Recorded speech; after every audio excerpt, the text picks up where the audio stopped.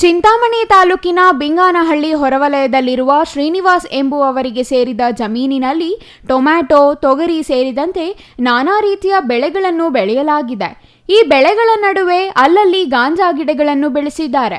ಈ ಸಂಬಂಧ ಖಚಿತ ಮಾಹಿತಿ ಪಡೆದ ಚಿಂತಾಮಣಿ ಉಪವಿಭಾಗದ ಡಿವೈಎಸ್ಪಿ ಮುರಳೀಧರ್ ನೇತೃತ್ವದಲ್ಲಿ ಸರ್ಕಲ್ ಇನ್ಸ್ಪೆಕ್ಟರ್ ಶಿವರಾಜ್ ತಂಡ ದಾಳಿ ನಡೆಸಿ ಜಮೀನಿನಲ್ಲಿ ಗಾಂಜಾ ಬೆಳೆಸಿರುವುದನ್ನು ಪತ್ತೆ ಮಾಡಿ ಆರೋಪಿ ಶ್ರೀನಿವಾಸ್ ಎಂಬಾತನನ್ನು ಬಂಧಿಸಿದ್ದಾರೆ. ಇನ್ನು ಡಿವೈಎಸ್ಪಿ ಮುರಳೀಧರ್ ಅವರು ಮಫ್ತಿಯಲ್ಲಿ ಗಾಂಜಾ ಬೆಳೆದಿರುವ ಬಗ್ಗೆ ಆರೋಪ ಬಂದ ತೋಟಕ್ಕೆ ಭೇಟಿ ನೀಡಿ ಗಾಂಜಾ ಬೆಳೆಸಿರುವ ಬಗ್ಗೆ ಖುದ್ದು ಪರಿಶೀಲನೆ ನಡೆಸಿ ನಂತರ ತಮ್ಮ ತಂಡದೊಂದಿಗೆ ತೋಟಕ್ಕೆ ದಾಳಿ ನಡೆಸಿ ಆರೋಪಿಯೊಂದಿಗೆ ಗಾಂಜಾ ಗಿಡಗಳನ್ನು ವಶಕ್ಕೆ ಪಡೆದಿದ್ದಾರೆ.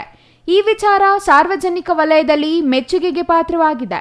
ಇನ್ನು ಗಾಂಜಾ ತೋಟಕ್ಕೆ ಭೇಟಿ ನೀಡಿದ ವೇಳೆ ಪೊಲೀಸ್ ಸಿಬ್ಬಂದಿಯಾದ ಅರುಣ್, ಚನ್ನಕೇಶವ, ವೀರಭದ್ರ, ಮಂಜುನಾಥ ರೆಡ್ಡಿ ಸೇರಿದಂತೆ ಇತರರು ದಾಳಿ ನಡೆಸಿ ಗಾಂಜಾ ಮತ್ತು ಆರೋಪಿಯನ್ನು ವಶಕ್ಕೆ ಪಡೆದಿದ್ದಾರೆ. ಈ ಸಂಬಂಧ ಚಿಂತಾಮಣಿ ಗ್ರಾಮಾಂತರ ಪೊಲೀಸ್ ಠಾಣೆಯಲ್ಲಿ ಪ್ರಕರಣ ದಾಖಲಾಗಿದೆ. GL Shankar, CTV news, Chintamani.